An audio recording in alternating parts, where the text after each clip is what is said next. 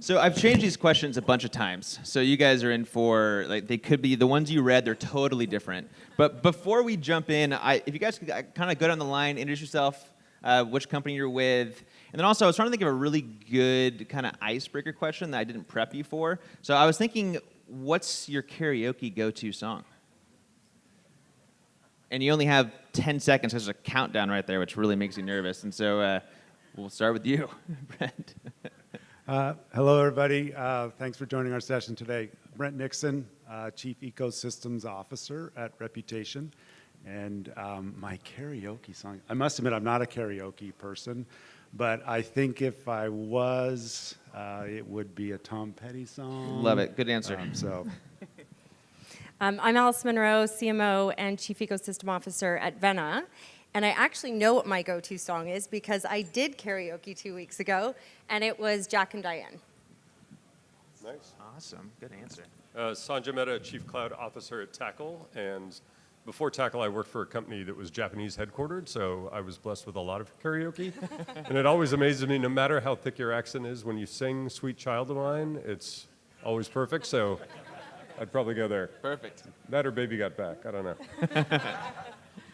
Sofia Tulchinsky, I'm at Salesforce, and I'm COO for Alliances and Channels. Basically, all that is a really fancy title for all the sexy work that has to get done for Alliances and Channels group. My go-to song is I'll Survive. That's been a go-to song of mine and my best friend for many years, and it's a classic. Nice. Mine's Vitamin C graduation song, in case you guys wanted to know. Now you know.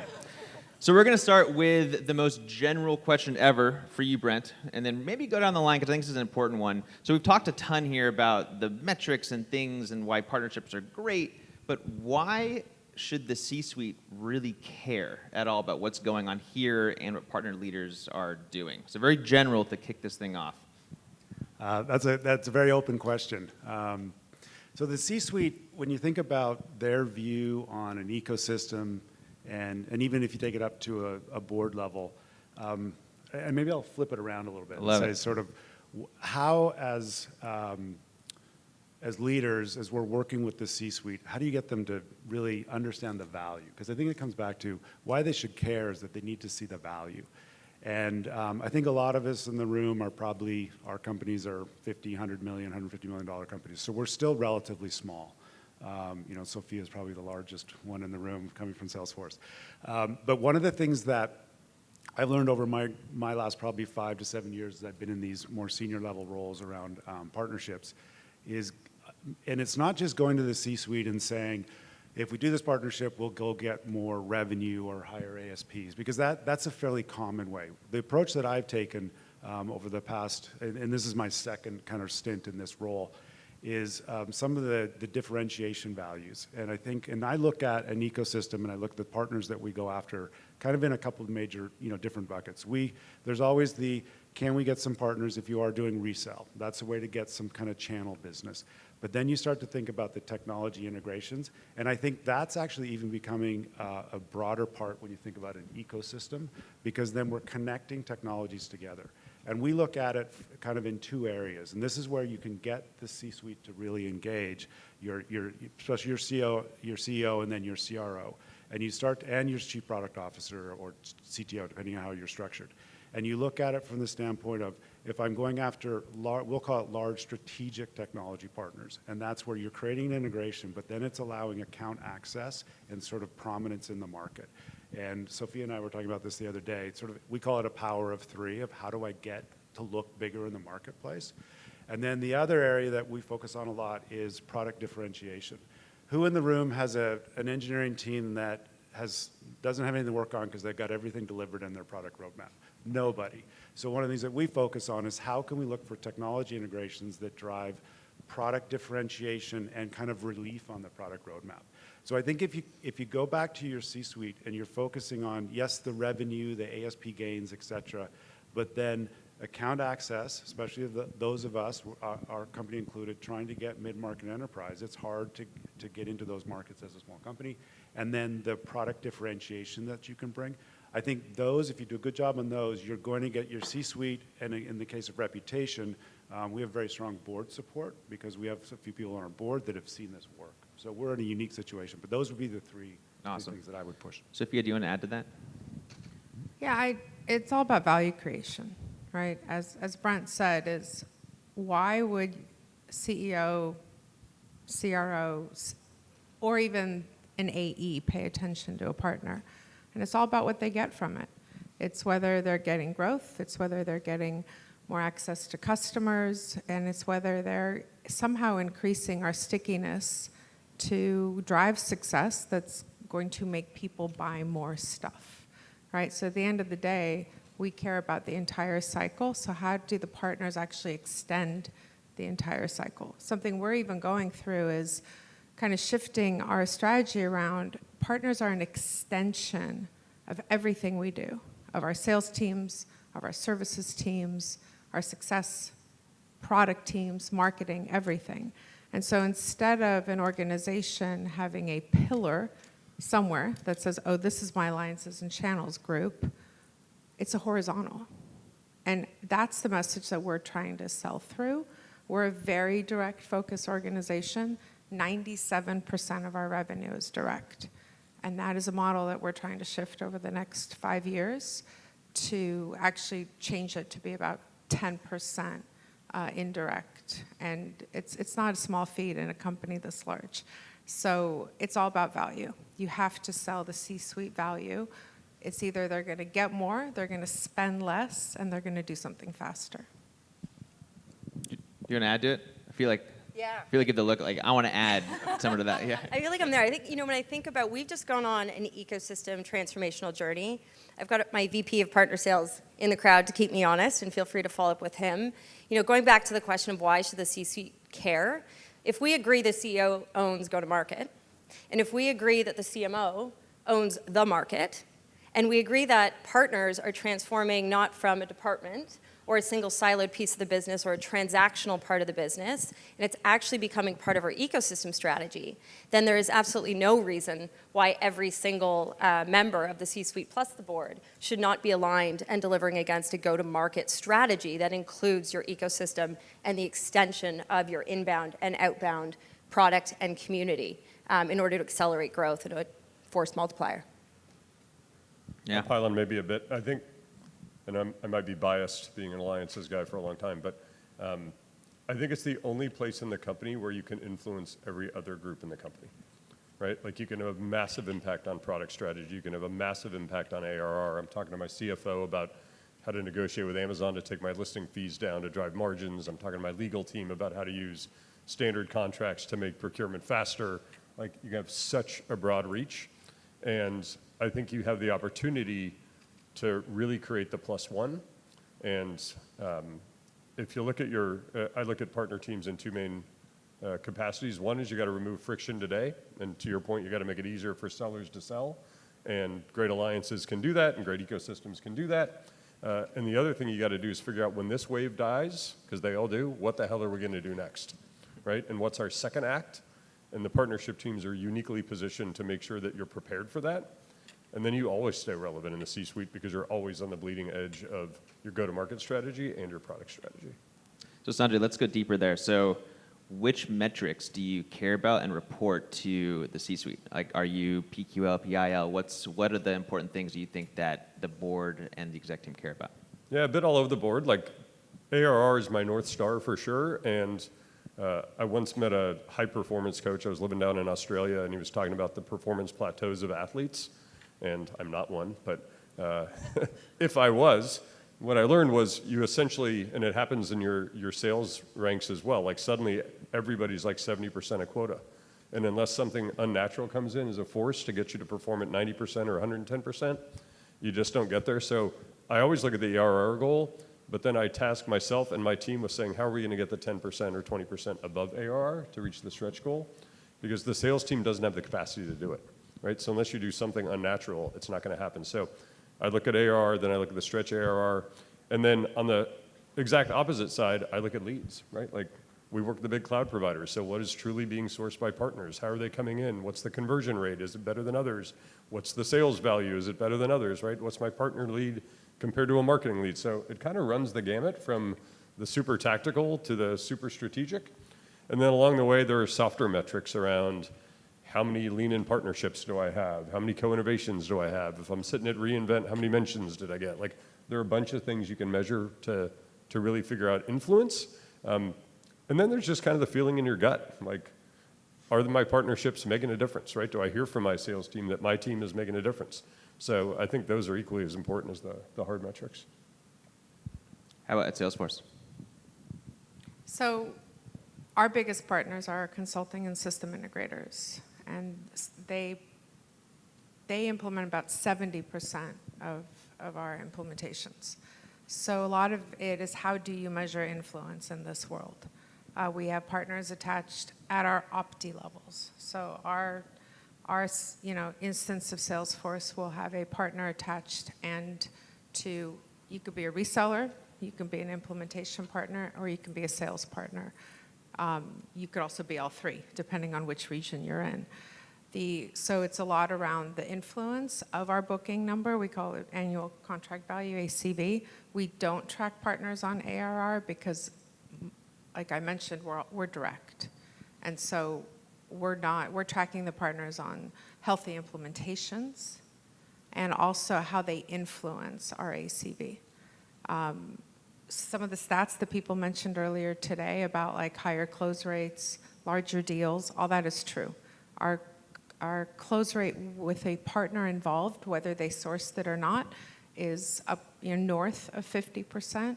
Our other average close rate's probably about 20 or so percent. So those are the things that sales cares about. How the deal size gets larger.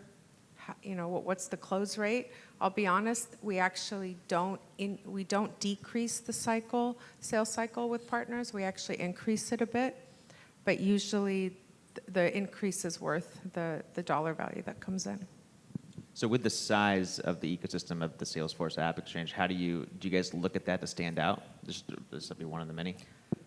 Yeah, so in our App Exchange, so we highlight two sets of partners basically on our App Exchange. You can find all the applications built by our awesome ISV partners.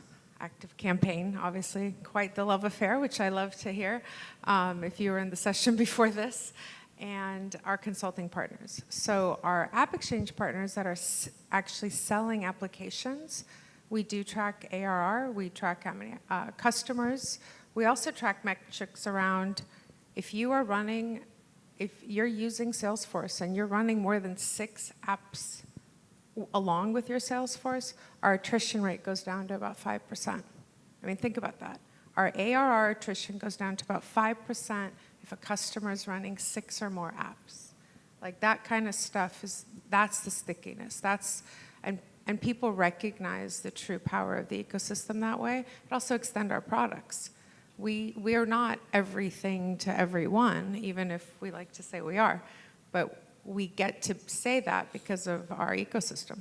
And AEs retire quota on whatever the ecosystem brings in. And that is really important because your AE only cares about you if you are doing something for them, if you're retiring quota, if you're making a deal come through. Actually, just the other day, the head of public sector called us and said, hey, the only reason this deal went through is because this amazing SDocs application was already, could get FedRAMP or whatever it's called, right? Because they're native on Salesforce. And that's the only reason this deal with an agency went through. So it's some really cool stuff that these partners are doing. Awesome. I want to go back to that question for you guys because I think it's important. So what are you guys tracking that's important that you're reporting to the executive team or to the board? I'll jump in. So obviously, influenced ARR is one that everyone tracks. I think it depends on the stage where you are in your ecosystem and where your company is. We have a big focus on top of funnel, right? And that's where when you think about how can you help out CAC, as everyone knows, especially I think that earlier presenter about sort of where we're going to from a stage in our market economic situation where I think everybody's going to get hyper focused on kind of we're all in growth companies, but everyone's going to start looking at the bottom line. So CAC is a big area that we focus on, and so partner generated pipeline because that is a very good and good way to offset marketing costs. And then obviously the more traditional around ASP size, close rate, and then end duration. And I've seen the same metrics as well. A lot of times, and this is some of the struggles you guys probably have this with, especially as we're all a little bit younger companies, trying to get a salesperson to actually see that there's value of bringing a partner in, because we see this in our company as well. Well, I don't want to do that because it'll slow the sales cycle down, and I don't really know which value they're going to bring. And so obviously tracking those metrics is very, very important. But I would say probably the biggest thing that we're focused on right now is just that partner sourcing of opportunities, especially because we're in a newer motion in our company around our ecosystem. And I think for those that are in the same spot where we are, that's where you're going to get the most people raising their hand of, your CRO and your CMO are going to go, wow, here's $3 or $4 million of pipeline in a segment that we didn't have to work for. Then you're going to start to get the attention. Then that will flow down through your funnel and start to close. So you guys look at partners as lead gen? Yeah. Okay. Yeah. How about you, Allison? Yeah, and it's interesting because part of our transformation from inbound, outbound, and partner as an acquisition strategy and really leaning into ecosystem is requiring us to change the things we measure, because measurement, of course, drives behavior. So we're actually on the journey from going, to an all-bound strategy and going from the MQL to the MQA to the EQA, because we're really looking at influence and how the combination of our ecosystem is actually accelerating not only our revenue, our close rates, our ACV, and of course all of those key metrics, but more so from the point of view of how do we build a team and a culture, to your point, that is not afraid of even bringing in marketing. You have sales reps that are like, how do I opt out my prospect from the nurture because I need to control the deal? So if you think about, you have that mindset, never mind partners, right? So how do you build a measurement structure that actually builds a culture where you're working together in a co-sell environment that measures the right things to drive the right behavior? And that's, very much the journey we're on right now. You said EQA? Sorry? EQA? Yeah, so it's... What is EQA? So I think I'll be the one to ask. Yeah, from a marketing, it's an ecosystem qualified account. So we had an MQL behavior, and I would say actually that our inbound high intent hand raisers were our highest close rates with the greatest predictability, to drive the most amount of revenue in the shortest period of time. You enter in partners, and now not partner as an indirect selling channel was the transformation we're on, but actually an influence to the buying process across your multiple channels, across the organization, with high attach rates and a co-sell motion.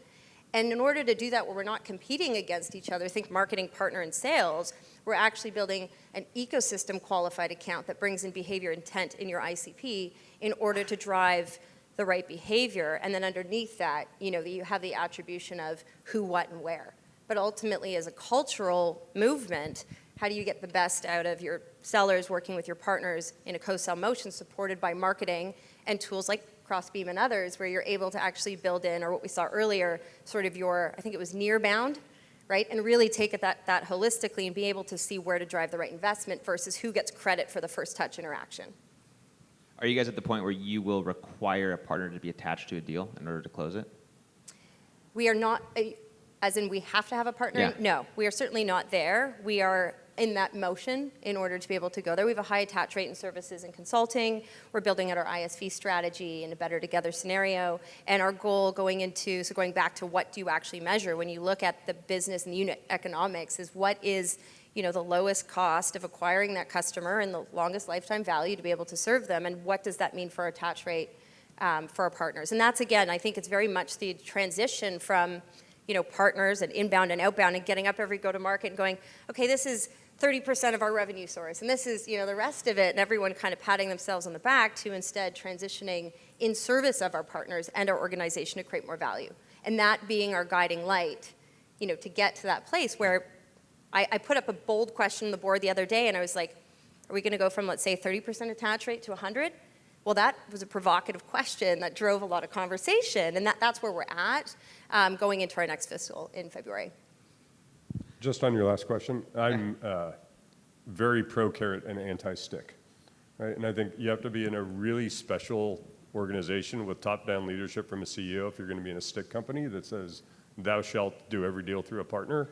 And our job is to make it attractive to do it that way. Yeah. And when it goes the other way, and I see it all the time in our customer base, like, it just doesn't work. It causes friction. It causes a ton of unnatural behavior everyone in the room is smart enough to manipulate a rule like that. Like, it just doesn't work. Yeah.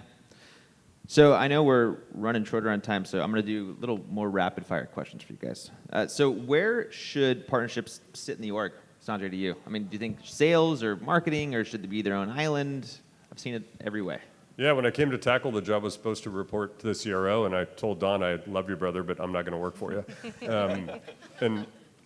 So I work for the CEO, and I think that's important because the time horizon we have in what we do in partnerships is not measured 90 days at a time, and it might not even be measured 1 year at a time. And when you align with a sales org, you damn well better be aligned to the quarterly system or monthly system or whatever it is. So I think it's really important to break it out. And it is a lot more cross-functional, and if you're going to influence every aspect of your organization, you got to think that way too. So we've designed it separately, but then we've been really intentional to integrate the GTM system. So it's not a marketing team and a sales team and a partner team. It is a GTM system that sits next to a product and engineering system that sits next to a back office system. And all of those things need to work together. But I'm a big advocate that if you want to have a loud and proud voice in partnerships and you're not working directly for the CEO, you're probably in the wrong place. How about everybody else? Yeah, I feel very strongly it needs to be at the C level. And we have that at Reputation. My prior company at Workfront, we had it as well. And I think there's probably the two areas is that you have a seat at the table from a strategy standpoint. Because the problem when it sits under the CRO, I think that's more the traditional because then it's thought of a channel. And then because we're an ecosystem now and it touches every part of the organization across the board, services, you can help services, you can help product, you can help the CRO, the CMO. So I think that's a very important, and we even take an approach, like when we're doing our annual planning or even our quarterly planning, we use this concept of 4 horsemen. And our marketing team, our SDR team, our AEs, and our ecosystem. And sort of how do we go and attack each segment. So we're trying to get it across, as a very standalone type function. So I would hope that the rest of you get into that situation because it is a lot easier than when it sits underneath the CRO. So one thing, actually, I'm not going to answer the question, but I'm going to talk about something that Brent mentioned around the 4 horsemen. One thing you really want to consider is when you make alliance as a horseman, you're now competing with AEs, sales dev, and everyone. So there's a consideration that we did a couple years ago of we're going to have the horseman model, but we're actually going to let kind of corporate marketing and partner marketing take different credit. And so you actually can be attributed to partner marketing, but it actually still went through sales dev. So just something to consider, because you're actually creating a line that's saying, hey, SDR, BDR, don't work on a partner lead because you're not going to get that attribution. So just something to think about as a team. Your question about where it sits, it's a tough call. As I mentioned, you're an extension of these really massive 5 pillars of your company. So where do you sit? Sitting in product, marketing, sales. So we actually sit through this guy named Brian Millham, who's just announced as the Salesforce COO. We sit with him. My boss, Tyler Prince, reports to him.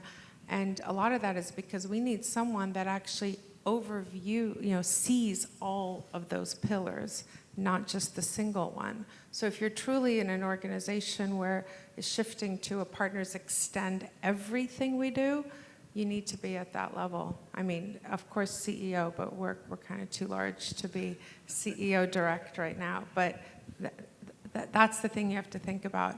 Which leader cares about it all? And that's who partners should sit under, I think. It's a really good point, though, with the BDRs and SDRs versus partnerships, because their number typically with us was always larger, but our conversion was way higher. And so it's one of those things where, and the C-suite doesn't always understand that the conversion was a higher It was a metric. big problem for us because the SDRs weren't paying attention to partner leads. Partner leads would come into the community, and SDRs would reject even before checking it. So we had to really shift the mindset of that to be hey, you're going to get the same credit, the conversion credit, however you're measured, in the same ways, whether it's a partner lead or some other form of inbound lead. Yeah, and that is the approach we take, and this is interesting. probably nobody's ever solved yet the partner attribution, because it is a multi. So what we try to do is, because we were concerned about that same thing. So we probably overpay a little bit in the sense that if it comes in, but we have an SDR running it, then we give them credit on it as well, because we didn't want to have that same problem of them falling on the floor. Allison, same question to you around where partnerships should sit. Well, that was the transformation we just went under, right? So we had partner sales, and we had partner ops in our rev ops, which was one person reporting into sales ops, and we had some people in product that were kind of thinking about partner in our ecosystem. So all to say is what we've done in the last 3 months is, with sort of charging me with ecosystem, we've actually just hired a director of ecosystem as well, who you all know, and I'm not going to let you know who that is. She wasn't able to make it, but she'll let you know. But part of building that motion that we can drive it from a strategic perspective across the organization. We've got about 40 different folks across each department, and we all work together as a cross-functional team. So while I am, let's say, the executive advocate and working with, my fellow ELT members, also being able to prioritize across the business and drive that connection of bringing product plus our sales organization, plus services, as well as our marketing, and really building that sort of one team ecosystem go-to-market strategy. And in the last, 3 months, I think we've seen a sort of complete transformation of prioritization, collaboration, and integrating it into every department's thinking, so it's not a separate subject. It's not looked at as something we're doing separately. It's what everybody is thinking about to really believe and build, our ecosystem strategy, and it's, I think, working quite well. So on the screen, you guys gave me some key takeaways that are super, super small, and you guys probably can't read. So I will go ahead, and hopefully these will also be emailed out. But in the last 2 minutes that we have, I thought I would end it with a very general question as well. What do you guys see for the next year in the ecosystem and partnerships? What do you think will change? What do you think will stay the same? What needs to change? And we'll kind of go down the line here in the last 2 minutes that we have, and start with you, Brent, and then work our way down. I think, well, for every company it'll be a little different. I think I look at probably the technology integration side, I think, is where there's going to be more focus. And I think as the companies of our size, I think that's a very good a way to look for combined solution sets that then will allow us as smaller companies, that's the conversation we had yesterday, smaller companies to get more relevant with the big SIs, we all want to get to, and then with some of the bigger technology partners. So I would think it's that the technology integration aspect, I think, is going to get more emphasis in the next 12 to 18 months than it has in the past. I'm going to put out an ode to Jill Rowley. We were talking about this yesterday, just as far as what you think is going to change. Where investment is going to go is where there are partner and ecosystems driving accelerated growth.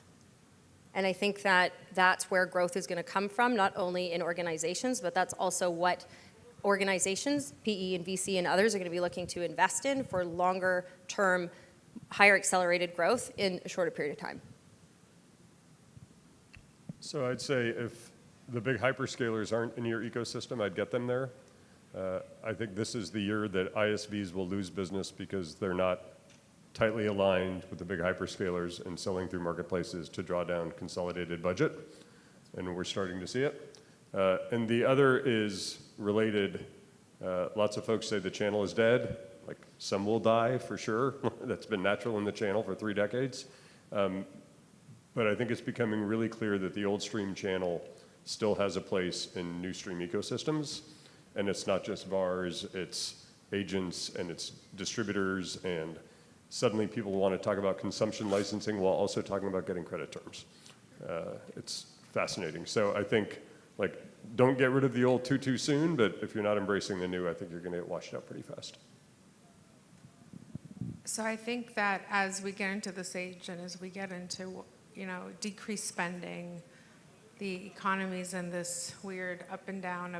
One day the market's up, one day the market's down, and we don't really have an explanation for it. It's really going to be durable growth and efficiencies, right? And coming back to that, if a company truly understands the partnerships and the ecosystem extend every part, which means you can spend less extending your parts. So what we're trying to think about is we have a core set of countries that are going to be our big bets, and then how much of everything else do we turn over to our partnerships?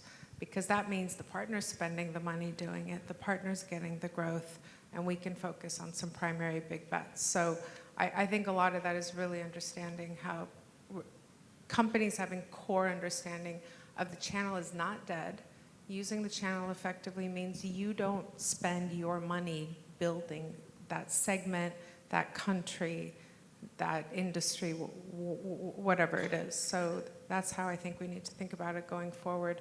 As all of our budgets shrink, as all of our revenues are going to shrink, it's going to start to turn around and say, okay, but what's the efficiencies? What's your margins? What are you guys doing to durably grow your companies? Because growth at all costs might be a thing of the past, or at least for a little while. Perfect. Well, thank you. How can everyone connect with you? Are you guys Twitter, LinkedIn, Facebook, Instagram? What's the best way to do it? TikTok. TikTok. Mostly TikTok. If only TikTok can be You real can connect messages with my are the one thing. 12-year-olds on TikTok. But me, you can connect on LinkedIn. Yeah, LinkedIn for myself. LinkedIn as well, but partnership leaders is probably the best place. I was waiting for the cue, right? Perfect. Well, thank you, everybody. And Thank you, everyone.